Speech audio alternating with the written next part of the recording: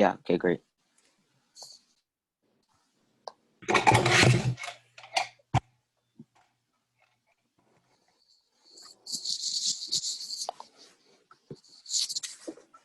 I'll also start sharing my screen.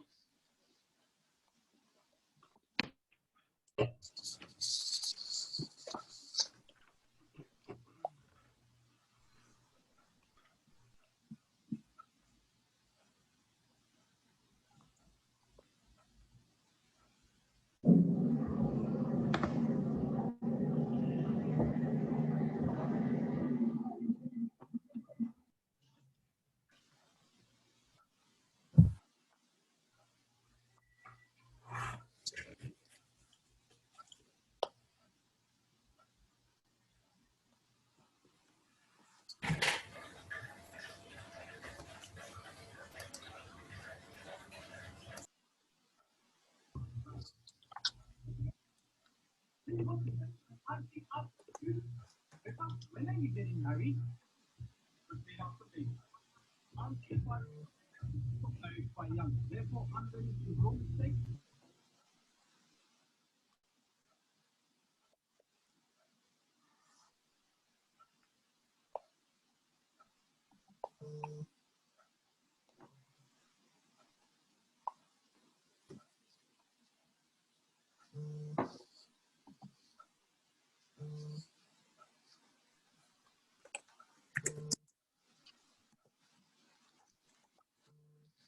Okay, everyone, I think we're going to start in a few minutes. We're just waiting for everybody to come on. But for now, you guys can just wait a bit.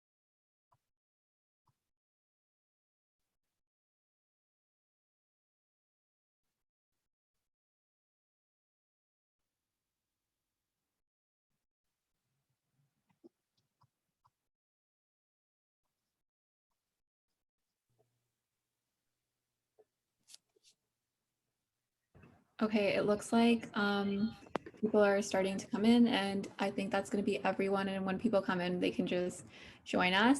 So hello and welcome to everyone that's here. This event has been a long time in the planning. And for everyone that was here for our last installment of Signature, welcome back. You're 2 for 2, and it's going to be time for event 3 soon. But if it's your first time here, hi, lovely to meet you all. Virtually, that is. Okay, yes, I'm still one of those people still making those jokes, but I think they're hilarious. Nonetheless, today is going to be a stupendous Saturday with a fun-filled day for a chance to partake in discussions regarding the relationship between entrepreneurship and cultural diversity, and the growing importance of entrepreneurship for people from different cultures has its advantages and disadvantages. And so we wanted to take this time to focus on some of the advantages and give you all the chance to have the opportunity to speak with some speakers, get to know their experiences and all of that. So my name is Geeta. I'm one of the presidents of Bmyc this year. This is my 3rd year on the council, and this is the second signature event that I'm part of, and I'm absolutely so excited to get the chance to talk to you all today later and listen to our amazing guest speakers. Hello, everyone. Nice to see everyone here today. My name is Micah. This is my third year part of the council, and I'm currently the president for the 2020-2021 school year. As a part of the council, I could say that I've learned so much about culture and the importance of it. And I'm really excited for this event where we talk about entrepreneurship. Hey guys, my name is Jasjot, and I'm one of the event directors for Bmyc. And so this is my second year on the council. And over the 2 years, Bmyc has allowed me to instigate the cultural diversity that Peel actually has to offer, while also allowing me to connect with the youth of Peel and Brampton. And so I am ecstatic to be hosting this event alongside the other two presidents, and I can't wait to get engaged in some meaningful discussions today. As we do with all of our events, we want to start by saying that we will be recording this event to add onto our podcast, Teenage Tea with Bmyc, where we explore the importance of culture within our community of Brampton. You can find it on all streaming services, including Apple Podcasts and Spotify.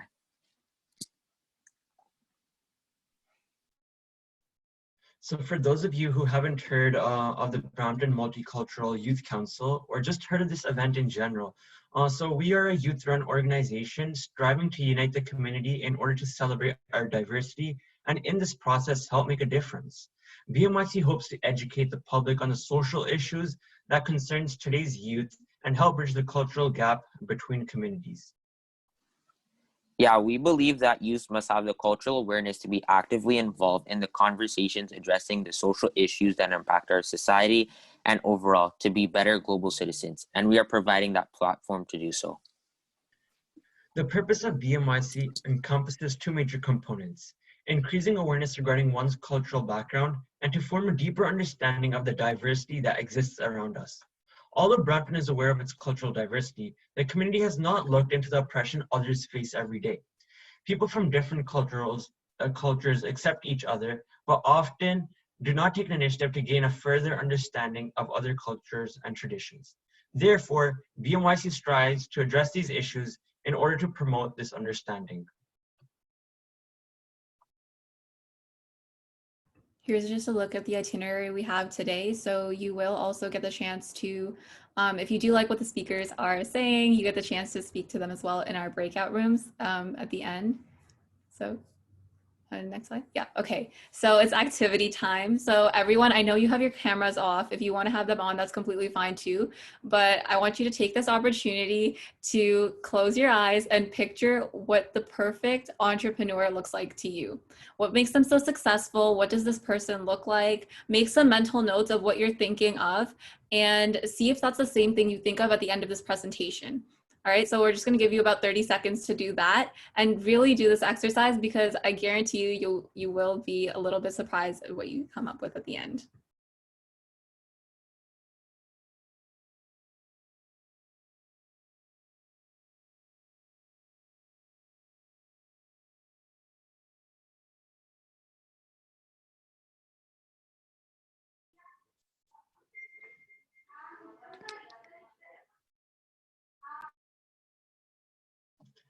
All right, so I hope you guys have, just taken it, just had that mental snapshot, just kind of gotten used to it. So today we're excited to have two wonderful entrepreneurs who have broken the mold and are successful in their own respectful fields. First up, we have Abinash Kaur, a dentist with her own practice called the Village Dentist. She has been a great role model in the community for many young entrepreneurs, many young aspiring entrepreneurs, I should say, such as me and many others in the community of Brampton. And not only this, but she has also led many great events in the community before, whether that be female empowerment events or be in any way that she can, contribute to the community. So we'd like to welcome Dr. Abinash Kaur, and would like you to start off with, just giving an insight into your entrepreneurship career and then take it on from there. Thank you. Good afternoon, everyone. Thank you, Jasjot, for that wonderful introduction. As Jasjot said, my name is Abinash Kaur, and I'm absolutely delighted to be here today with you guys. I know we're going to have a great time together for the next hour and a half that we are here together. I have some fascinating information and ideas that I want to share with you. And I must say that I really do find these ideas that I'm going to share fascinating. And I really hope that you do as well. So if we can start with the first slide. Will I be able to see? There we go.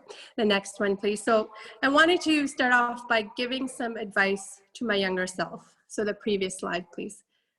And this is one before this. Yeah, so the next one, sorry. Perfect. So this here is a common fashion trend when I was in high school. So you see, I was so into this, and so were all the other cool kids, that when I was in high school, we used to wear safety pins on the sides of our jeans when we went to school. And I thought, oh my God, this is the best thing ever. We're so cool. I wanted to be like the cool kids. But the advice I want to give to my younger self now is don't get wrapped up in the cool trends and don't get lost in them. It's okay to follow trends, but don't get lost in them, because whatever you feel is cool now is not going to be something that you're probably going to chuckle or laugh at when you're looking back at things 20 years later, because that's what I certainly thought looking back at a picture like this. Next slide. But now onto the serious note of things. What are the 3 keys to success that have been part of my life? So from where I started to where I am today, I have a practice near downtown Toronto where I treat about 2,000 patients in total. And I have 10 team members, one of which is myself. And we've grown from a practice that was a very part-time office, which I bought back in 2005, which is grown into the success it is today. And the 3 keys to success that I have written on that slide is hard work, commitment, and a positive attitude. And in the picture in the background, sorry, if you can go back to that slide again, is, you know, this is a picture of us, my family and I, we went back, we went to Germany in 2018. And this is not a picture where I'm boasting about the fact that I got to drive a Porsche 911, but it's to say that hard work will pay off, commitment and positive attitude, the keys to success will pay off. Not only I believe in working hard, but I also believe in playing hard. So all of these things go hand in hand. And now we can go to the next slide. So let me tell you a little bit about how things started for me. When I was young, as you may already be aware, growing up in an Indian household, you were given options of becoming either a doctor, a lawyer, or an engineer. For myself, my family groomed me from the beginning to be a doctor. So they said, one day you're going to be a doctor. And this is one of the earliest stories that I remember about my grandfather telling me, that I was about 2 years old, and I was born in India. And at that time, the doctor used to come to the house to give you vaccinations. And he tells me that when the doctor came, he gave me the vaccination in my arm, and I cried just like a regular, any normal child would. And he turned around and said to the doctor that when she grows up, she's going to become a doctor and she's going to give you an injection. So that story was repeated throughout my childhood. And this was something that I had a goal in my own mind in terms of this is something that I had set for myself. I guess having that in my head from an early age. So growing up, I went to high school. I came to Canada when I was 12. And I finished high school. I was an Ontario scholar. I did very well in high school. I got accepted to all the universities that I applied for. And however, when I got to university, my first year, I had a shocking experience. And that was that first year, I did very badly. I did very poorly in my first year. And the marks that I got, I'd never gotten marks like those ever in my life. So that was an experience that really set me back. And I didn't know how to handle it at that time. I was very ashamed. I didn't want to share that information with my parents. And I had to really sit down and make a decision as to what did I really want to do in terms of going forward. How do I recover from this experience? Thankfully, the positive attitude, the support I had around me really helped me to pick myself up and say, this is my goal, this is the commitment I have made, and I'm going to go forward. And how do I achieve this? I have to change the habits that I have created in that first year. Whatever work I put in, I have to double that, I have to triple it, and I have to be successful. And making that commitment to my goal really helped put focus on where I wanted to go for the rest of my university career. So 2 things that kept me going was the drive to succeed, and the second thing was my mom's positive attitude. Because that first year when I did very poorly, it really brought my mindset down to a negative mindset. So I was like, oh my God, how am I gonna get through this in terms of, you know, first year GPA really does affect the rest of your GPA for the, when you're applying to professional colleges. But my mom's positive attitude, even when I had a negative one, really helped me through it. She was my support when I didn't believe in myself. No matter how I failed, she was there to support me with her strength. So it's so important to remember that when you don't have a positive attitude yourself, that when you're bogged down with negativity, that you need to seek out somebody who's close to you, a friend, a family member. It could be somebody, a mentor, a teacher that you have, to really lean on them, to really get you through that hard time. So fast forward, I graduated from University of Toronto, and I had applied to dental school, and I got on the waiting list. And then I didn't know what to do because that year that I got on the waiting list, I didn't get in. So I had to decide what to do.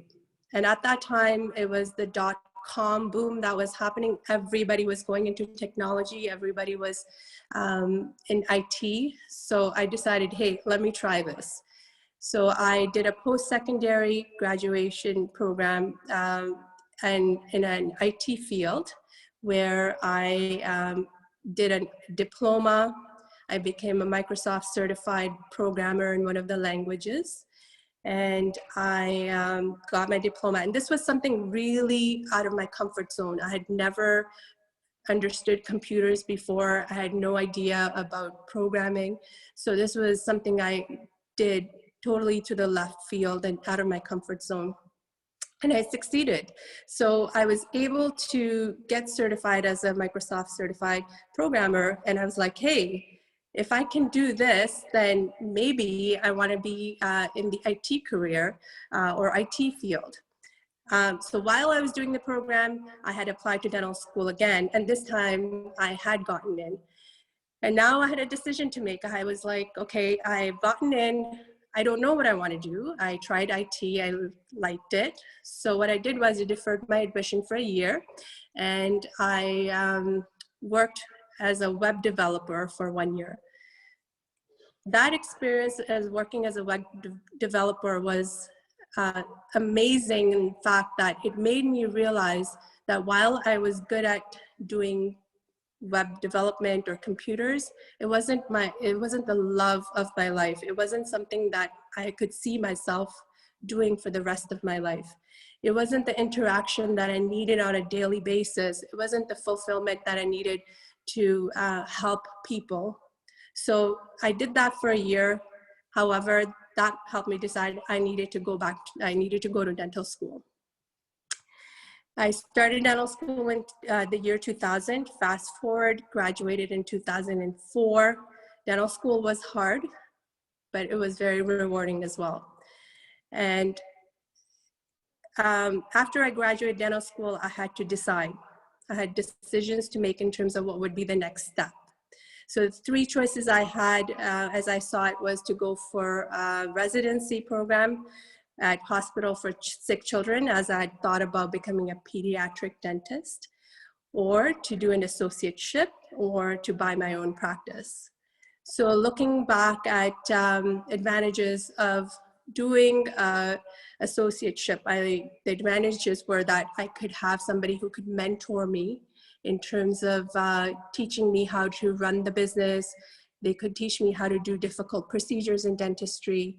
Working for somebody else would mean that, you know, I would go in, do the work that I had to do, then I would come home.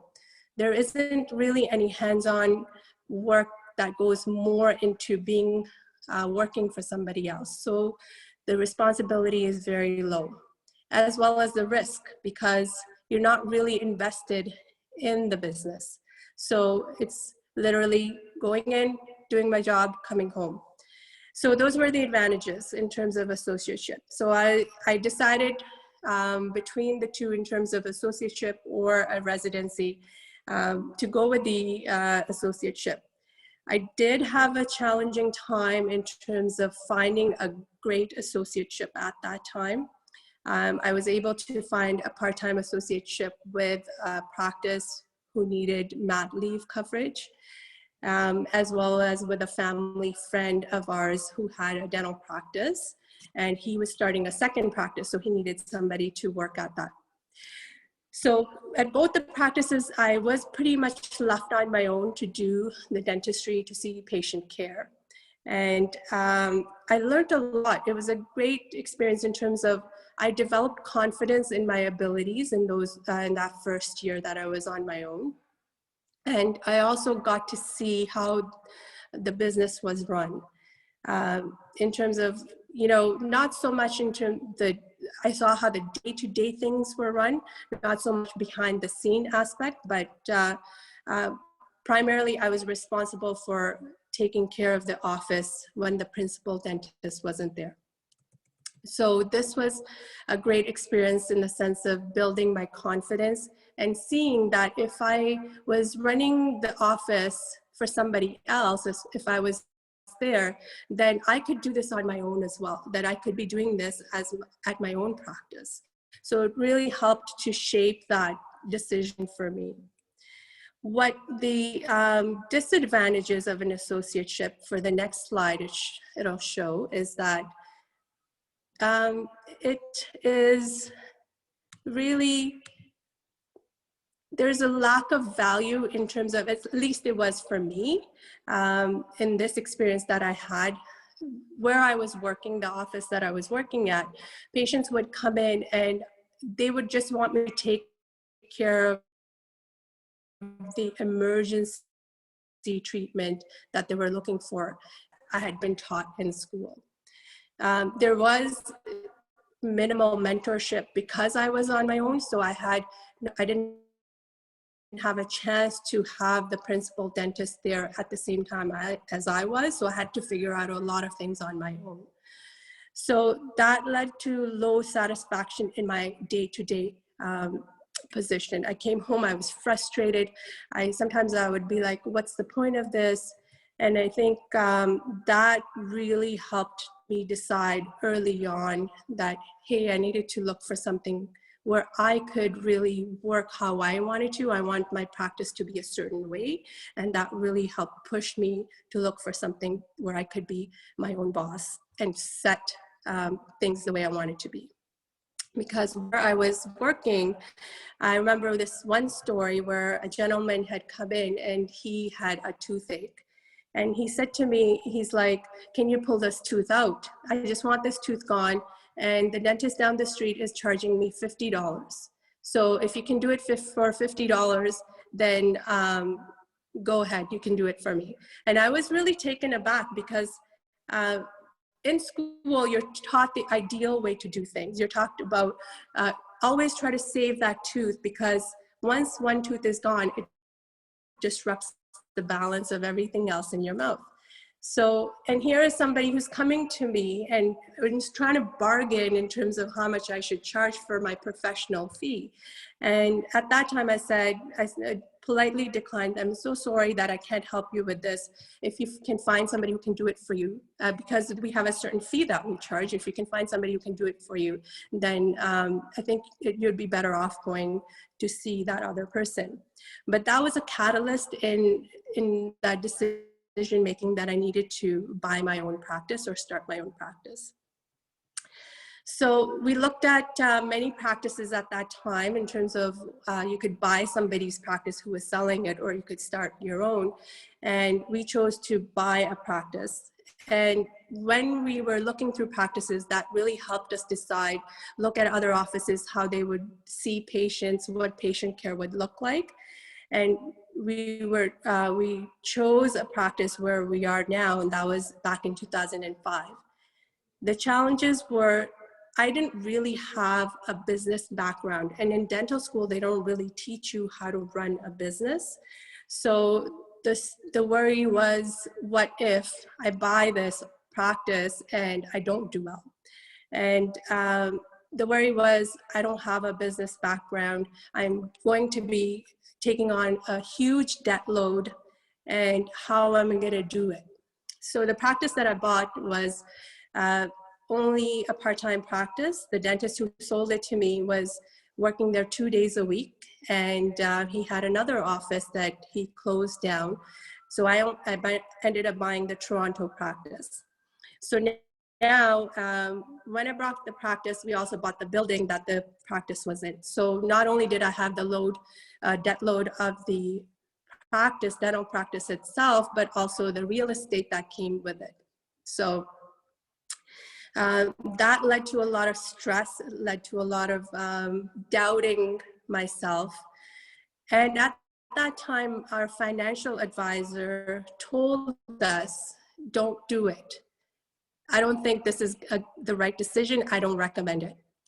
And I was ready to back off, but my husband said, no, I believe that this is the right step, that you can make this work. So we signed the papers. I got possession of the office in January 2006. And how did we make it work? What was the steps that helped us succeed? And again, I go back to the 3 steps. It was the hard work, commitment, and the positive attitude. So my husband and I both worked tirelessly since we got the practice. It was open 2 days a week. I started working 5, 6 days a week. Whenever somebody would call, I would be there to answer the phones. Anytime patients said, hey, I can come on a Friday, I'd be like, sure, we can see you on a Friday. I had one hygienist at that time, and I had to let her go because at that time I had, I think, about $1 million in debt when I bought the practice. So I had to work as much as I could, plus I went to associate somewhere else as well. And I remember that, you know, we had about 300 patients when I first bought the practice. And we had to build it. We had to get new patients. We had got flyers printed. I remember using Photoshop myself to edit the flyers. We got the flyers printed. We got magnets printed. It was going to cost about $2,000 for somebody to put the magnets onto the flyers, to glue them on, but we said, no, hey, we're going to do it ourselves. So every night after work, my husband and I would sit there in the living room, and we'd just sit there with the glue gun, putting the magnets in the flyers so we could mail them out. But slowly but surely, all this hard work paid off. The commitment that we had made in terms of making it successful paid off. And now, like I said, we have 2,000 patients, whereas I started with 300. We work about 5 days a week, and I have the freedom to choose the days that I want to work. I have freedom to choose when I want to take time off to go on vacation with my family. We have about 10 team members with 4 families that the practice is helping support. So it's a great feeling to know when I go into work every day that I have the gift to help those that are in need with their oral health care. And all of this was made possible with the commitment that we made, but with the positive attitude as well. And in this scenario, the positive attitude came from, again, another support person, and that's my husband. And his belief in me that I could do it, even though the financial advisor advised that, no, I don't think you guys should do this at all. So as an owner, having your own business, if I can have the next slide, please. The advantages that I went over is I have the freedom to choose my hours of work. I have the freedom to choose the days I want to work. There's satisfaction in terms of when I go in, I feel great that, you know, how many people have I helped today? There's value in patients that are coming in. They recognize that taking care of their oral health is not just about teeth, but it's related to the rest of their body as well. And that's a gift I tell my team members every day that we have, that we can share with others, that we've been given this gift so that we can serve others. So now in terms of, I wanted to go to the disadvantages. Let's look at what's the disadvantages of ownership. The challenges, I wouldn't look at them as disadvantages, but the challenges are every day, there's going to be issues that come down to you because you're the last person, as the owner, you're the last person who everybody looks towards. If something goes wrong, whether it's with the equipment, whether it's with the building, whether it's a patient issue, they're going to look towards you. So the responsibility is maximum. It's high risk because you're taking that risk to go financially, you're taking the risk by taking time away from other things that matter, like your family. But the rewards equally are just as high, right? So serving others is the greatest feeling of all. So the risk may be high, but the rewards are just as great. I want to share with you in terms of, I've already highlighted in terms of what's led to the success: hard work, commitment, and positive attitude. So the next slide talks a little bit about attitude. And I believe attitude is the key in terms of success. If you have the right attitude, if you have the positive attitude, that can determine you to be successful even before you start. The next slide shows there's a couple of key things that it shows you. That attitude is the only difference between success and failure, and that it can turn our problems into blessings. Let me share a brief story with you. It's a story about a shoe salesman. There's two of them. And the shoe salesman is sent, the first one is sent to a small island to sell shoes. So the first salesman gets there and he finds that everybody there on the island doesn't wear any shoes. So what he does is he sees this scenario that nobody's wearing any shoes. He calls head office right away. And he says, I'm going to be coming back on the next flight because nobody here wears any shoes. So he goes back home. The company sends the next salesman to the same island. So the next salesman goes there, gets there, sees the same scenario, and he says, oh my God, nobody here is wearing any shoes. Runs to the telephone, he calls head office, he says, send me 10,000 pairs of shoes. Nobody here is wearing shoes. Hence, attitude. How do you view the situation? How do you view the problem will really make a difference to your success. So the president of Yale University, as you can read on the screen, he said, always be kind to your A and B students. Someday one of them will return to your campus and as a good professor. Also be kind to your C students. Someday one of them will return and build a $2 million science laboratory. The difference between the A, B, and C students, any of them can be successful. It's all about your attitude. And then Sidlow Baxter said, what is the difference between an obstacle and an opportunity? Our attitude towards it. Every opportunity has a difficulty and every difficulty has an opportunity. So don't see obstacles as something like a rock in your path, but see how can I overcome it. Just recently this week, I joined a business boot camp, and the coach said, don't say I can't. Change that to how can I? Always ask yourself, how can I? So the next slide highlights the other two qualities that I mentioned, hard work and commitment. So Pele is a football player. He said, success is no accident. It is hard work, perseverance, learning, studying, sacrifice, and most of all, love of what you're doing or learning to do. And that's something that you probably have already experienced. And then commitment means staying loyal to what you said you were going to do long after the mood you said it in has left you. So thank you, friends, for giving me the opportunity to share these learnings with you, sharing my journey with you. And the next slide just shows you the pillars in my life. That's my husband and my two kids. And these are the pillars that make me strong, to keep me positive, to help me serve every day. Thank you so much. Thanks a lot for that. That was very insightful and very inspiring as well. I think oftentimes a lot of us, whether that be our own personal challenges, it might not be to that magnitude, but I think we can all agree on the fact that we all face challenges in our life. And if we, you know, have a positive attitude towards those and make sure we have a great support system around us, anything is achievable, just as Abinash just showed us. So up next, we have Rosey Kaur, the CEO of Concept One Learning Montessori School and Rogers Baby Boutique. So as both an entrepreneur and a teacher, she has been a great part of the community, especially during this pandemic, creating masks for many. So here's my mask.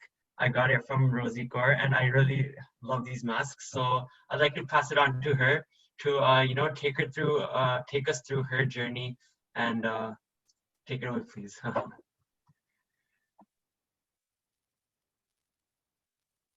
Can everybody hear me? Thumbs up. Perfect. Thank you so much, Just for that introduction. I'm excited to share my my presentation with all of you. So I'm just going to be pulling up my screen to share away my presentation.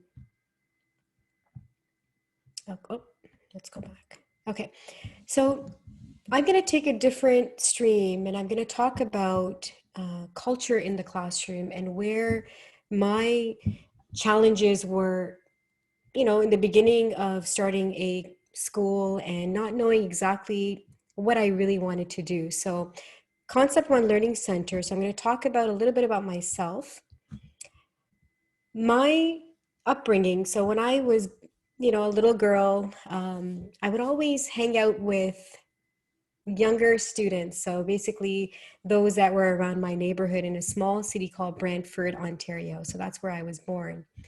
And I would always have children coming to the door, knocking on my door, like the odd hours of 6 o'clock, 7 o'clock in the morning, asking for Rosey to come outside and play with them. And I thought to myself, I'm like 10 years older than them or 6 years older than them. What do they want from me? And I think at that point in my life, I started to recognize the passion for children was something that I really wanted to focus on. So when I got to high school, we had to do a co-op program.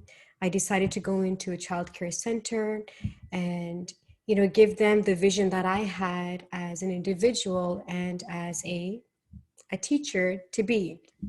But again, I didn't know exactly whether I wanted to be a teacher, if I wanted to become a principal of a school. So I kind of had to go through my journey of thinking about, you know, what am I good at? What do I really want to do? So moving forward, as I graduated high school, a lot of my mentors, so my principal and my teachers would tell me that you work very well with children. And they could see the future of me becoming a teacher. And I thought to myself, okay, let's see if this is something that I really, really want to do. So I decided to apply to university. So I went to McMaster to do my child development degree, undergrad. But then I wanted to do more. And I decided that I wanted to take on the early years of children. So I went to a community college. So after my undergrad, I went to a community college, Mohawk College in Brantford, and I did a 2-year course on early childhood education. So the main 2-year purpose of that program was to learn all about preschoolers, infancy, and toddlers. Again, I thought 2-year program at Mohawk College, an undergrad, do I really want to be a teacher? So going through all that education, I had to do something with it. So we had placements at our co-op. When I was in the ECE field, I was put into the infant care, the toddler care, the preschool, school age care. And though there were many challenges that I had to face in terms of even the direct development of children, like, do I want to focus on infancy? Do I want to focus on toddlers? Do I want to focus on my 4 or 5-year-old preschools? I had to really think about it because I wasn't getting any younger. I couldn't go back to decide what other undergrad course I wanted to do. So growing up further, I decided to start working with the knowledge that I had, with the education that I had. And I decided to work in many school programs, many after school programs. And it was hard work because there were times where you had to put in extra hours. So whether it was a before school program, and after school program, there were tireless hours of waking up in the morning. And I'm not a morning person. So imagine waking up at 5:30 in the mornings to go open up a center at 6 o'clock. And then you're there in the center till 6:30 in the evening because of the after school program.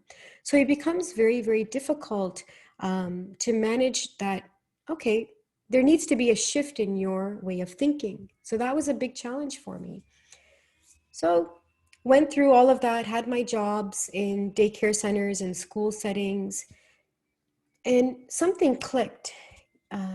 I wasn't sure if I wanted to work under anybody anymore. I wanted to develop my own theory. I wanted to develop my own way of learning, and I wanted to teach others about their ways of how to produce that growth in their mindsets, in their child's mindset. So I decided, after I got married in 2013, to establish Concept One Learning Center.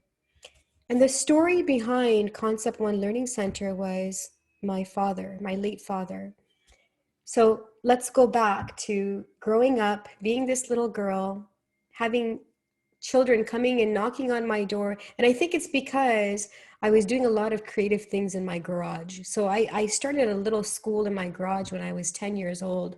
I would just print out papers for the neighbors, and we would be coloring, and I would pretend I was their teacher. So that role play became, I guess, one of my biggest signs that this is what I probably am going to follow through with a career.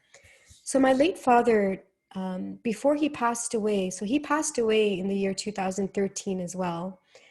And he had held my hand when he was in hospice, and he said, "You're going to open up your school, and the concept is going to be ik."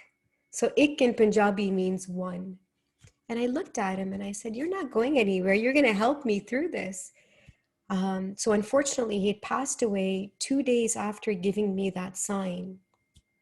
I got married 6 months later, and he came in my dream and he said, "Have you not opened your school yet?"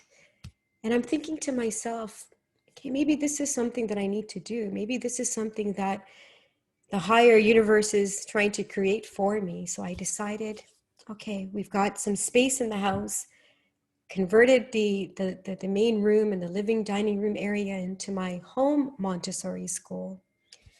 And I remember having only one child. So just imagine formulating a school, having a vision, and only enrolling one child, because at that time, nobody knew who Miss Rosey was.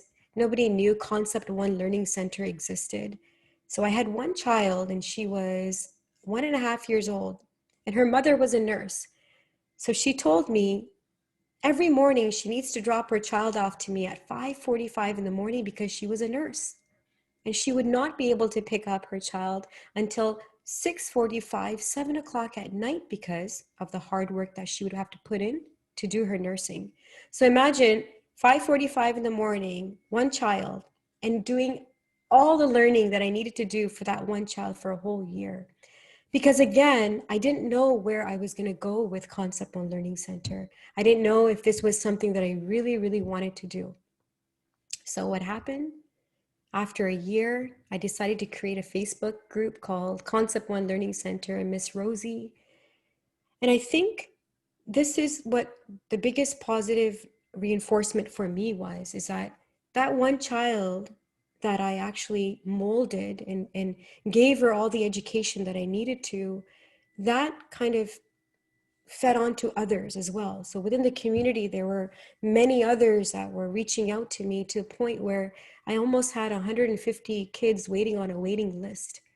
And because it's a homeschool Montessori program, I was only allowed certain set of number of children based on the square footage of the home. So I decided to take in however many students I could. From one, it became 10, to 10, it became 22 summer camp program, to 22. It fell back because of COVID, with the social distancing measures. That's where another challenge was for me. So I had to make sure that my passion for children still existed, but I couldn't give up on, what my heart was desiring. And that was, in the end, teaching. So I want to just talk about what I do in my classroom and where my theories coincide with my teaching. So the early years model is what I believe in, and you could even implement this into your daily life as well, some of the growth aspect of things. So I always make sure that physical growth is important for my children, whether they come in not knowing how to do their jumping jacks properly or holding on to a pencil properly with their fine motor skills. So I need to make sure physically they're growing. I also need to make sure that intellectually they're growing. Where are they in their thinking? Where are they in their response to, a question or a scenario that I want to give to my students? Are they able to understand it? Language is a huge barrier for a lot of my students because culturally, so going back to the theme of empowerment and culture, is that some of my students right now are from the East Indian background, so Punjabis. And having grandparents in the home and molding them to speak one language, which is Punjabi, it does become harder for them coming into the school because of the language barrier. They will not know how to speak the correct words. They won't know how to use words in sentences. So that's where I have to help them grow in that way so that they have an understanding of the language in the years of their development. Emotional growth is huge in my school because children are at different wavelengths, different feelings. They don't understand how to express, and that can be challenging for me as a teacher because I don't know what they're thinking, what their environment at home is. A child could be, for example, I had a case where a child was being abused. How do I know if that child is able to express that feeling? They're not. It's only when you look at them physically that there's something going on. So emotional growth is a huge thing for me in my classroom because I need to know if they're able to express how they feel, what they want, and just an overall expression of feeling and thoughts. I want to know exactly where they are in their growth. And then again, social growth. Culturally, sometimes that the culture can impact their social growth in the way that at home they don't speak much because that's what they're told is just to do their homework and not even socialize on TV or not even to have that social interaction with friends. I remember growing up, and I'm not trying to say that my father was strict, but my social growth was going to school, coming home, doing my homework. If I said I want to go to the mall with my friends, my dad would say, why do you need to go to the mall? Why do you need to go with all your friends? I'll take you, right? So socially, sometimes my students, even though they're younger than me, but what I'm trying to get at is that I need to see socially how they're growing, whether or not they do understand a mixture of of their friends? Are they able to interact with one another through their environment when they're coming from home to my school? So physical, intellectual, language, emotional, social is known as the piles theory. So when you look at yourself growing, look at how, your intellectual growth is happening. Is there other things that you want to create for your life, for yourself in your journey? Are you emotionally growing? Are you socially growing using this platform? And it's amazing that you're able to bring on, Abinash Kaur talking about her work and having other, speakers coming in, because this gives you that social growth amongst your group, right? So Piles is a very, very important module that I follow every day. Even outside of my work, I make sure that emotionally, am I growing for my students? Socially, am I able to really get down to their level and teach them, right? So, and it becomes a challenge because my age, it's there, but I feel like I've got that childlike spirit in me, so I can actually go down to their level and speak where their brain level's at. And it just makes everything flow properly when you know that you're able to address their concerns at their level as well. So let's look at the main theme of this event was about, yes, entrepreneurship, but then also culture. Culture is huge, especially in a classroom.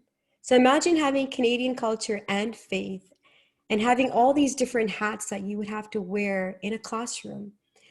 We have the Canadian way of holidays. We have the faith way of celebrating different holidays. So growing up, my parents never dismissed the fact that in our schools, our teachers would sing carols or sing different holiday songs. My father always encouraged us to learn about it. But as we grew up, it was up to us whether or not we wanted to actually take on that path and that way of thinking and that way of life. Not to be not judgmental against anyone who does on this event, but I think growing up in my high school years, I started to kind of wean off of certain holidays because my faith was more important than to actually celebrate the different holidays. So in my classroom, imagine having diversity within the same culture. So we're all on one event here. We could be, coming from different backgrounds, but we all have the same way of thinking about, that oneness, correct? So imagine my students, and the thing with me right now is that all my students are Punjabi. So they are of the Sikh faith. But then even having children of the same Sikh faith, there's like different belief systems. And imagine Miss Rosey coming into a classroom. One is celebrating Santa, one is celebrating the religious way of thinking. One believes that a bunny rabbit comes to their home and drops off a basket. One believes that God, so Waheguru, comes and gives you everything. So imagine dealing with that culture and that diverse way of thinking.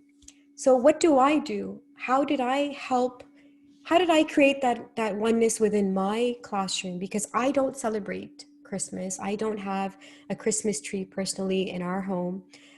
So I basically have this sheet that I create every year, and I give it to the parents before they enroll. So they're all the different holidays, and it says yes or no.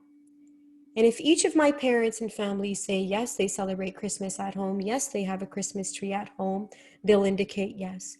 Some of them will indicate no, they don't. Some of them will indicate that they talk about Santa at home and Santa brings the gifts and places it under the tree. Some say God brings the gifts and puts it under the tree, or they might not even have a tree. So what do?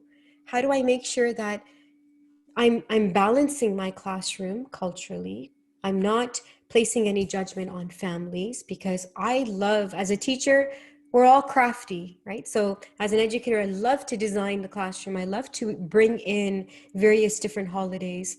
I don't dismiss the holidays that everybody celebrates on a commercial level, such as Valentine's Day. My students do give out Valentine cards. But when it comes to celebrating Christmas or a religious holiday, that's where I give the option to my parents. And I think it's very, very important to to acknowledge that everybody does celebrate holidays differently. I had a scenario in my class that I wanted to talk about today because it was a big challenge for me. I had a 4-year-old tell another 4-year-old that Santa doesn't exist because of his faith. And then I had the 4-year-old that believed in Santa, you know, all emotional and Miss Rosey, Santa's not real. And I was like, okay, what do I do? What do I say? How can I make sure that, you know, my students don't leave my school feeling upset? So right away, I said, in certain homes, their belief systems are different. In your home, you have a different way of thinking. And it's okay to have differences. It's okay to believe that each household is not the same as yours, right? And eventually they started to, you know, understand, but at that age, they don't fully understand, is Santa, is he the one that really comes down? So the challenges are there as a teacher, the thinking of, am I going to give up on my students? Can I really do this for the years to come? And I always tell myself that if I can't help myself, I won't be able to help my students. If I can't create that balance for myself, I won't be able to create that balance for my students. And of course, as teachers and other professionals, we do work with diverse families. We do work with diverse students, and we have to make sure that, you know, we create that oneness within each and every one of us. So I wanted to talk about, you know, dreaming big, setting goals, taking action. Though I have a lot of different hats and roles that I have to play in my business, in my learning center, I've got 2 that I'm working with in terms of, I've got a school, and then I've got, you know, Roja's Baby Boutique, which I started many years ago just by creating little drool cloths for babies and just giving them out in donation to sick kids hospitals or different hospitals that had babies that were, you know, struggling for their lives. And I wanted to do more for children. And I think that's where, going back to when I was a little girl, I dreamed about having my own school, which was in the garage. So that sense of I would say a sign that came to me that one day I would eventually do something with children. From the baby drool cloths became a huge thing where I wanted to do more. So I developed masks during the pandemic. I didn't know how to sew. I was giving up. I wanted to do more for essential workers, but I had to find a way to make sure that I didn't give up. There was different patterns that I had to go through. There were different ways that I had to do my cutting, making sure that the masks were fitting on humans properly, right? So I had to set my goals. Okay, how do I want to create things for myself? Whether it was my school or whether it was another company that I had on the side. So I always took action. I always made sure that I looked forward. I never looked back. Children are always going to come and go, right? I'm going to have kids that may come to me for 3 or 4 months, and parents might decide this is not the place for them. But you know what? When you start to work with children or whatever you do in life, and you work with your heart and you work with full empowerment, you'll be able to brush that thinking off to others in a positive way. So I want to say in the end is that, you know, you're all in high school, or you might be graduating high school. Set your goals, write them down, write your challenges. What is it that you want to do in your life? Is it something that you're going to do because your parents have directed you to do? For example, what Abinash said, become a doctor, become a lawyer, do this. You follow your journey. You follow what you want to do. You do what makes you feel confident. Or are you going to do something and be unhappy about it? So I always believe that whatever you choose to do, follow your journey and don't give up. And I promise you will reach your destination if you work hard. You know, we're winners. We have to keep going. We have to motivate ourselves. You know, we have an amazing platform now where in the end, like, I am there for you. So if you ever need anything, if you ever need any advice on if you are going to become a teacher, if I don't know how many of you are thinking about becoming an educator or a dentist, we're here for you. I'm going to leave this on for a few minutes if you want to take a screenshot of it. You have my phone number. And again, we're all one team, and I'm so happy that I was able to come out here and talk about my journey, and I hope that you gained something out of it. So thank you so much.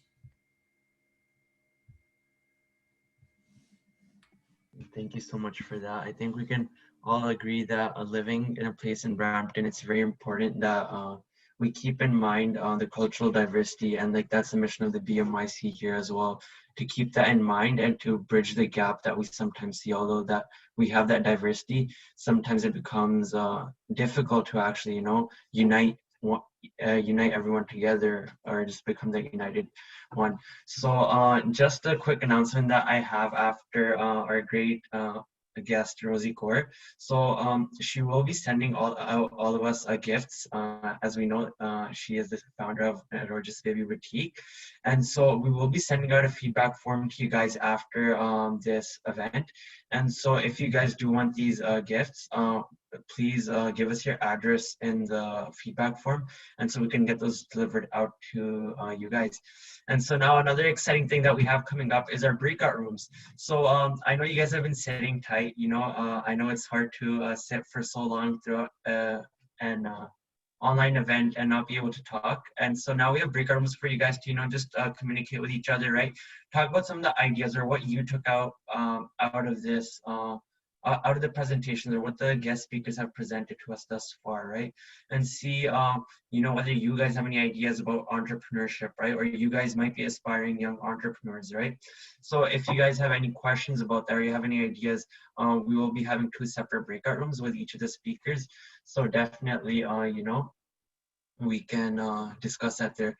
So now I think we'll just be dividing guys up into breakout rooms.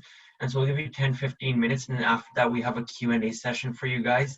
So any doubts again there, if you have anything, right, you feel like asking the speakers, feel free to do so. And after that we'll have closing remarks. Thanks, guys.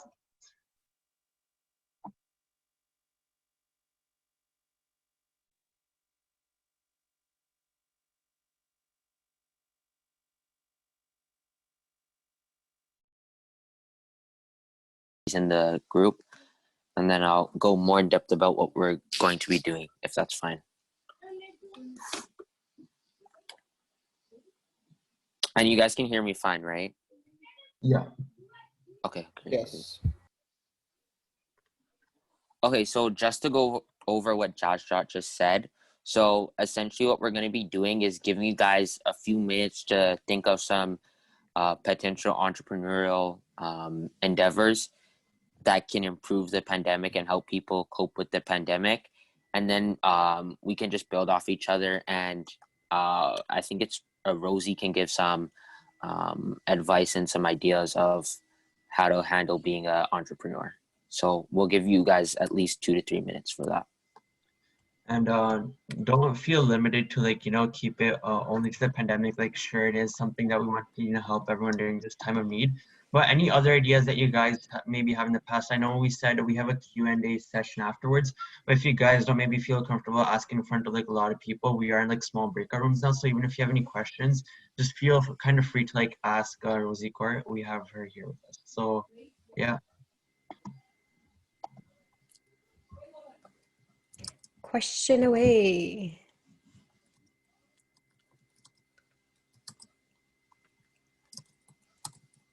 Hi, Rosey. Hi. I have a question concerning education, because I know both you and sorry, I don't want to mispronounce our second speaker's name, but Abinash.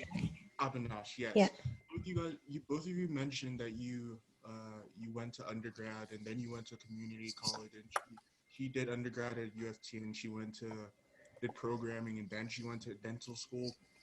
So most of the time I talk with my friends, they mention that they're averse to going into those specific professions, even being an entrepreneur, because they know that it takes a lot of education, sometimes even self-education, and they want to make money now rather than have it in the future when they're 40 or 50. And I know you're not that old, but sorry, but is there like a certain balance between that? Like, when do you know, uh, when did you know that you had enough education to start your own business? That I guess that's what my question is. That's a great question. So going back, can you guys hear me? Yes. Everybody? Okay. There's not always that feeling of, okay, did I get enough education? Do I need to go further in my education? I believe that you can be a learner for the rest of your life. You know, like you keep growing, you keep building on the experiences and the knowledge that you have. Because right now, even there's more education that I want to start doing. You know, I want to see if I can start to become a psychologist with children now. You know, education will never leave you. You're going to be learning over and over again. And I know being high school students, you're going to have that, I don't want to go to school. I don't want to learn more. I don't want to have to go to, you know, another community college after doing 4-year undergrad, or I don't want to have to do another course undergrad because I didn't get where I wanted to get right in life. So the only advice that I would give you is that Leroy, think about, what grade are you in right now? I'm in grade 10. So you have some time, but I believe in grade 10, you should have a vision. Have you ever thought or considered a vision board? I have like what I want to do in mind. I've never actually like written it down before, but like I do know what I do want to do in the future. So what do you want to do? What does Leroy want to become? Who is Leroy? Oh, well, see, I'm really into like debating, and I like talking to people, just conversing with people a lot, discussing like really like important matters like societal, whether it be societal or legal or whatever. So I do want to be a lawyer, and like sometime in the future, I want to have my own law firm. But the thing about that is that it does take a long time to be a lawyer, and you do become a lawyer. So you said it takes a long time to become a lawyer, but that's your goal, is to become a lawyer. So the years that you put in are going to be your hard work, right? They're going to be that goal setting mechanism for you that, you know what, I'm going to be that lawyer. I'm going to keep going. I'm going to do the best that I can.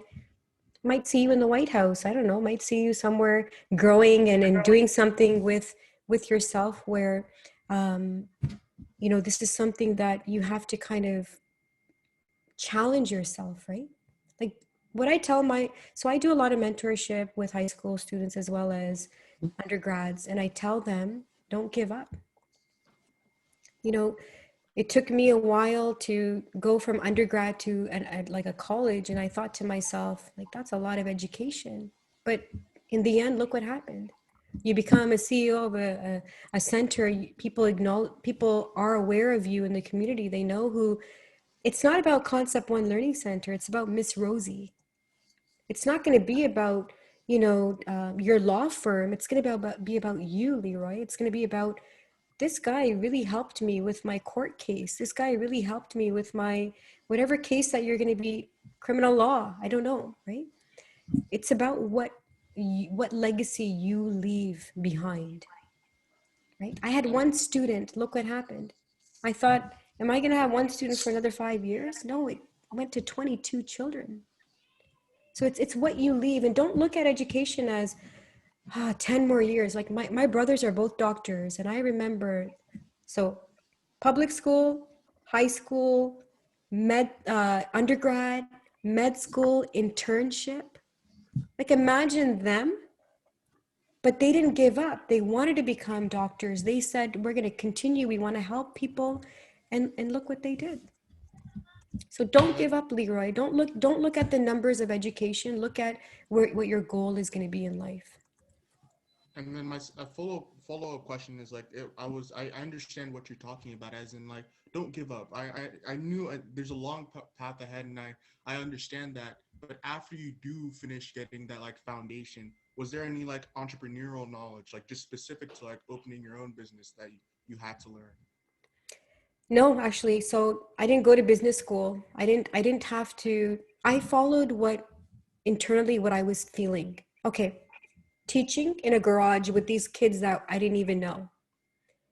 how am I going to develop that learning into a bigger facility? You just start to understand what you want to do. It just comes to you naturally. Don't force it, right? Don't force, I want to become an entrepreneur. How am I going to do this? Yes, you have mentors that will guide you, whether you need a business plan or you need somebody that's going to be that leader for you. But I believe that you have it within yourself to jot down all your goals and figure out exactly what you want to do, right? If you get stuck, that's where you reach out to others in that field, not necessarily an educator. Somebody in your field, I would suggest, how did you start becoming a lawyer? When did you have your challenges? And I think the biggest thing for your counsel would be, you should have a program where, you know, one-on-one, where if there are teachers, if there are students right now, high school students that want to become a teacher, or they're thinking about it, you have somebody, you have Miss Rosey that you can go and connect with. You can come and do your placements with me. Like, you already have that connection, right? So for you, why not volunteer at a law firm and say, look, I want to become a lawyer one day. I just want to see, am I able to volunteer or shadow you? It's okay to ask, right? Thank you. Thank you so You're much. welcome. I just wanted to tell you something one of the other individuals said. Let me try to find it here. He says, it was quite interesting on hearing your backstory on how you became a successful entrepreneur. How long did it take you for your business to become very successful? Were there many drawbacks when you started, and how did you resolve them? That's from Sakamrit. So was that individual on my, he was listening, right? Yeah, Okay. he was on your thing. Okay. Yeah. So again, going back to opening the school in 2013 and only having one student for a whole year, like, I was about to give up. I was like telling my husband, I can't do this. 5:30 in the morning till 6:30 at night. There was no way that I could have carried on teaching for 1 year with that one child, right? So the drawback was, okay, should I have had marketed my school out? No, it was just something that I wanted to see for the first year, what would happen. Because as they say, the first year of your business is your critical time, right? So we always have to make sure that, okay, it didn't work out the first year. What do I need to do to change myself or my way of working in my business? What do I need to do to improve it? I think that year gave me that knowledge, that, I guess, it gave me my backbone during that 1 year to finally figure out how can I actually enhance the school? What can I do to bring it, where there's going to be a large number of students coming in? But I impacted that one child, right? So that one child became this dominoes effect for, like I said, 150 kids. I couldn't take them all. So eventually my vision is that concept one is going to be growing into a bigger facility, right? So that's where my goal is right now. Sorry to interrupt. I know we had a good Q&A session going. But what we're going to do is we're going to switch out of the breakout rooms and switch them again. So then that way everyone has a opportunity to ask both of you guys the questions, right? So I think I'll just let Mila know. And then until we have that, I'll ask you a question, right? So like, obviously, like you said, you didn't go to business school. So like, how do you like keep that sort of like motivation like within you, right? Like sometimes like you'll have that motivation, but then eventually like, that fire kind of burns out after that setback, right? So how do you just like keep on going, right? Because like obviously it's like, it's kind of hard to just like, push through that and keep on going. So like any advice on that? Biggest thing is the pandemic has hit us, right? So imagine having a school with 15 students and you're told by public health that you can only have 5. So imagine, like, do you give up? Do you give up on your career as an educator? No, you just keep going with the 5. And from 5, it ends up, you don't know if the parents feel safe bringing their child into my school, right? So that's also the biggest challenge during this time, is that, do you actually give up, Miss Rosey, or do you just continue and keep growing in that aspect of teaching your children? Because again, teaching comes from the heart, right? So I think the biggest challenge is when stuff like the pandemic comes. That's when you have to really, really challenge yourself and motivate yourself that, you're not going to give up. You're going to continue to be the best teacher that you can be for however many students there are. If I end up with one student for the entire year right now, I would still be okay, because I know that this is where my goal and my passion is. It's in these kids, right? So why would I give up on one child's learning? Yeah, for sure. Thanks.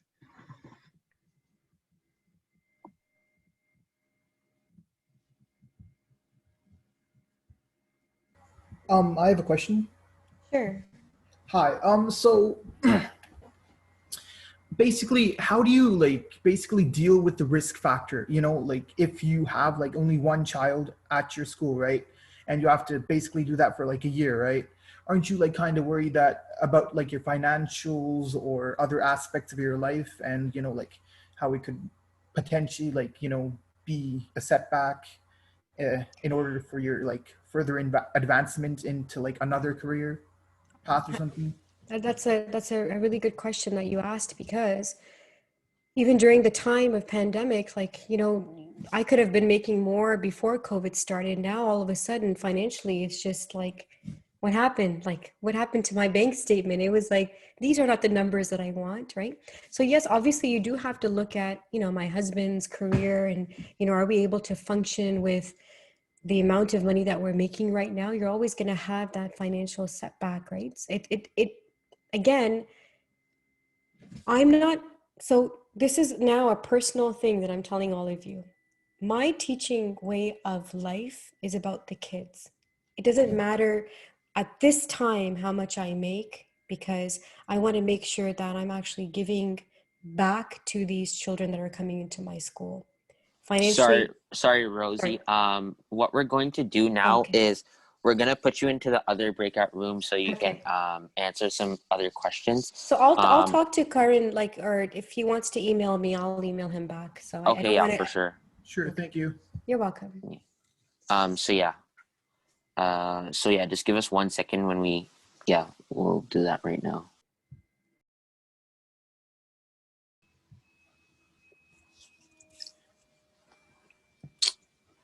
Okay, everybody, are you into the next breakout room now?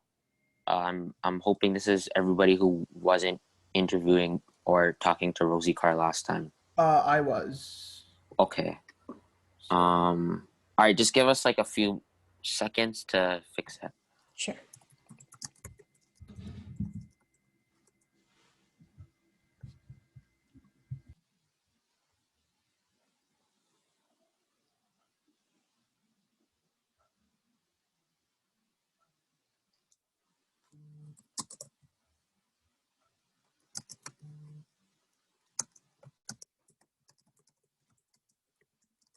I think other people from like the other breakout room haven't left yet. So, oh yeah. Okay, there you go. okay. Yeah. Awesome. All right, I think we're gonna do like are we gonna do the same breakout rooms with the different? Yeah, with the different Speakers. Yeah. Yeah, let's do that.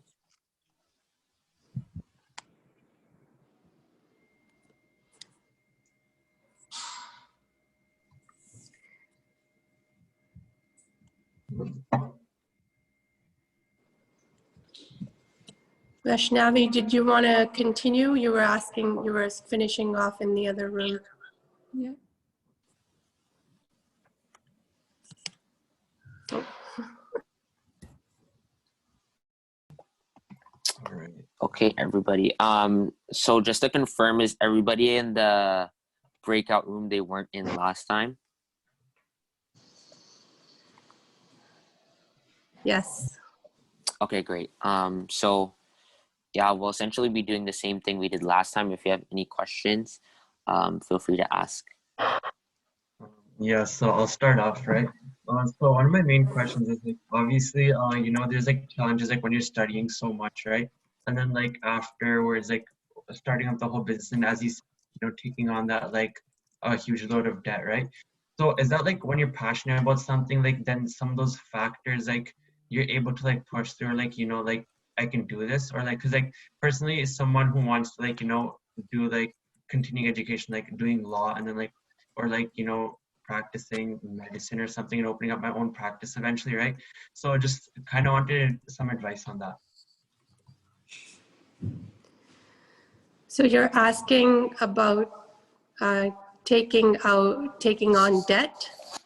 Oh no, not Sorry. like that, like more as in like a risk, right? Like how can you like, because like obviously taking on that risk is kind of scary, right? So how can you deal with that fear of taking on that risk? So it's something in terms of developing that belief in yourself. In terms of what I've learned is anytime you make a mistake, use that as a learning experience, right? I've made a lot of mistakes since I've bought the business, in terms of doing something not the right way or not speaking to somebody the right way, patient leaving because they were upset. And I always used to take it personally. And he used to be like, oh my God, they don't like me. I did something wrong. But what I've had to learn is not to take something personally, but look at it as a learning opportunity. Always looking at, I'm going to try this. As a human being, if we don't try, if we don't take risks, then we're not growing. And when we take that, even if it's a small or a big risk, we have to be sure that, hey, either I'm going to succeed in what I'm doing or I'm going to learn. So never look at it as a fail or a win situation. Always look at it as sometimes I win, sometimes I learn. So that's the biggest motto that I've been telling myself. And it gets easier and easier when you make a mistake and don't see it as a failure, but see it as a learning experience. And once I started seeing that, hey, I didn't succeed as to the result I wanted, but at least I learned from it, and now I know what to do better next time. Okay, all right. I know another kind of like a continuation of that question. So I know like COVID's been like a learning curve for all of us, right? So like how was it for you as an entrepreneur to like, cope up with COVID, or like how you dealt with it? Like, because that was a learning curve like for all of us, I guess. Yeah, so COVID, nobody expected to wake up in March and be like, okay, we're going to be staying home. And when we found out the office would be closed because dentists weren't considered essential service back in March last year, I thought we would be closed for 2 weeks. And then I was speaking to a friend of mine and he was like, well, my banker is saying you're going to be closed till about June. And I was like, June? What are you talking about? That's like 2.5 months away, right? And it ended up being that we were closed till June. And it was very stressful as an entrepreneur, as a business owner, because when you're not working, money's not coming in. I had to lay off all my staff. And these were people that were relying on me in terms of their financial situation. And 2 of my staff members are single mothers. So coming to work is their only source of income. And for them to have to sit at home and not have a source of income was stressful. And to realize that, I can't help support them because I'm a business owner. However, I can only afford to pay them if I'm having that income coming in. So it was a stressful time. However, knowing that we were all in it together, so we kept communicating in terms of, guys, whatever government support there is, we're there to share that with you, and keeping them strong mentally in terms of listening to their struggles and being there for them goes a long way. And then as soon as we could open back up, we made sure that we had all the right protocols in place and the highest level of guidelines that we could follow to make sure that they were safe and to make sure that we could go back to work in a safe environment so I could bring them back on. And luckily, we've been so blessed in terms of since we've been back that we have had the trust of our patients coming back, and we've been busy, and it's still continuing.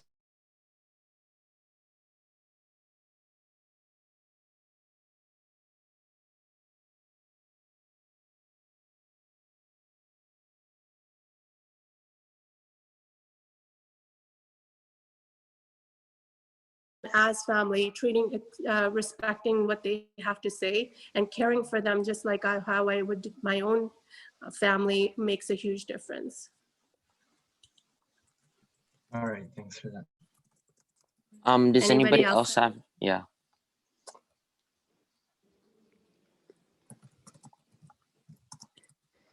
So I was asking in the other breakout room, we've talked a lot, but I would love to hear from some of you guys as to what you are thinking in terms of future goals. Where do you want to be? What do you want to do in university? Do you mind if I go first? Yeah, go ahead. So personally, right, I again have Indian parents, like, you know, yourself. So Yeah. my parents would be fine as long as I went for like being a doctor or an engineer. That's probably relatable. I chose Yeah. the engineering field personally because I actually enjoy it. I will have medical as a backup though, because in university I will be taking all the mandatory courses. So in case I do want to go to med school, I can. I enjoy both fields, but I personally enjoy engineering more because I personally find it more exhilarating and fun, you know. Mm-hmm. No offense. So basically, I personally don't want like a 9-to-5 job or anything. I want to be an entrepreneur. I want to be like self-sustained. I've taken some steps towards that. I've developed games, like coded/developed games in my spare time.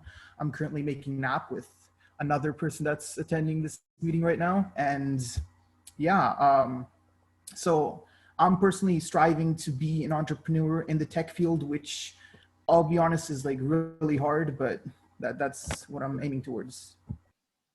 That's amazing. Thank you for sharing, Karan. And the fact that you're trying something that's thinking out of the box, that will serve you in great ways in the future. Because like I said in the other breakout room, the question was, a lot of times in high school, you're not sure about where you want to be, what you want to do in university, and the pressure is there that you have to apply for these programs, but you're not sure of what to apply for. So I was saying in the other breakout room was, look at what your interests are, and if there's something you're passionate about right now, just give it a try. Apply for something, some programs that interest you, because now at your age, you have the opportunity to try something, and if you don't like it, that's okay, because you have time on your side to try different things. And just like you said, if you're developing an app, hey, if it doesn't work, it doesn't go anywhere, that's okay. You'll learn something from that, right? Anybody else want to share? Yeah, I had a question. All right, you can go ahead. Okay, thank you. So I just want to ask, I want to be a veterinary doctor when I grow up. So like I want to like help animals and stuff. So I know it's like not as much of a common thing as like dentistry or even like normal medicine, right? Like specializing in like neurology or something. But so because it's not as common, I don't like have much guidance from people that I know, because they're either going into like actual medicine and stuff. So I know that dentistry is like kind of not as common either, but it's still more common than veterinary medicine. So I just wanted to ask, how did you find the guidance that you needed from people? How did you I guess what I'm trying to ask is, how did you find guidance for yourself and like inspiration? So at that time, we didn't have Google. So a lot of it was calling universities to find out, okay, what are the requirements for going to a professional school? What kind of marks did you need? So a lot of it was legwork that you had to do by just calling or talking to other people that may have done it before or have some networking with other people. What I would suggest is, in terms of guidance, if you needed something for veterinary, I can put you in touch with somebody I know. One of the other high school students I know, she was actually volunteering just this past summer as a co-op student in a veterinary clinic. So that's an idea that you might want to consider if you want to learn more about your field. And attending events like these is important. Now you have the opportunity of having the internet on your fingertips and really knowing, researching things without even leaving your home, right? But establishing networking connections is really important, and looking for in the community, if you know somebody, for example, if you reached out to me and you had a question about dentistry, most of the time people are going to be willing to help. So reaching out and don't be afraid to ask questions is important. And social media is such a powerful tool. So if you know somebody who has an office or working in a field that you're interested in, just reaching out and taking that step of asking the question is a great help. But in terms of my situation, it was just like talking to others. I remember when I wanted to go to dental school, I went to my dentist at that time and I asked him, hey, what were the requirements, what was dental school like? But at that time, social media wasn't there, so, and Google wasn't a thing. So we just had to talk to people or call the school and figure out information that way. Thank you. You're welcome. All right, so I think now we're going to be switching back to the main rooms for the closing remarks. So that should, hopefully there's no technological issues in that. So.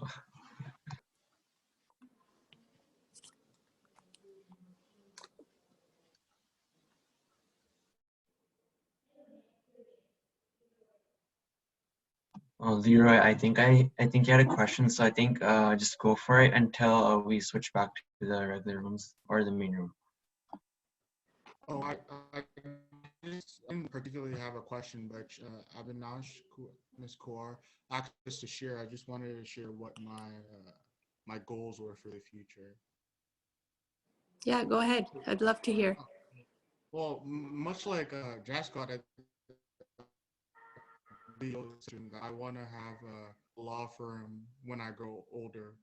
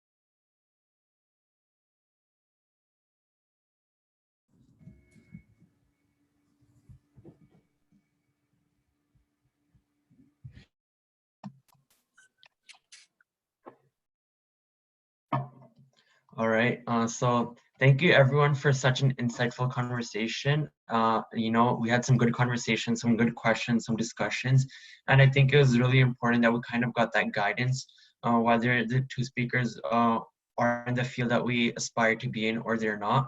But I think we still got a lot to learn, and we got some even career guidance, and thanks a lot to their speakers for taking the time out of their busy schedules on the weekends and providing us with such great advice and your experiences. And I think we can learn a lot from this, especially because as entrepreneurs, I think COVID has been so hard on everyone, but I think for entrepreneurs, it's been even harder on them. So I think we also got a lot to learn from those experiences. And we would also like to thank the executive team of Bmyc for organizing, our first ever signature event of 2021 and making it such a great success. And they put in a lot of effort to make sure this event is a success despite the difficulties of COVID. And so, to find out our future events, follow Bmyc on all of our socials, and definitely tune into our podcast if you want more, kind of like discussion topics, or just tune in and have some personal guidance as well. So thanks a lot for that. Of course, and if anyone wanted to just ask the speakers any sort of questions, be sure to reach out to them on LinkedIn, Instagram. I know Instagram is probably a really good platform for anyone to reach out, and if there was any questions that you didn't get a chance to get answered today. So just before we conclude, just remember, go back to what you thought an entrepreneur was before.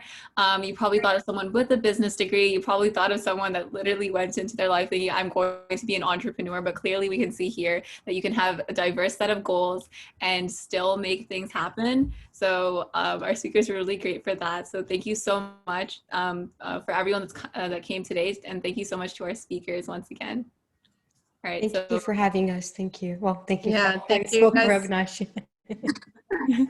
No, I'm very impressed. You guys did an amazing job, and very impressed with the whole organization of the event and how you guys spoke. It really speaks highly of what you guys will be achieving in the future. So keep going and stay strong. And I can see that we have a bright future with you guys.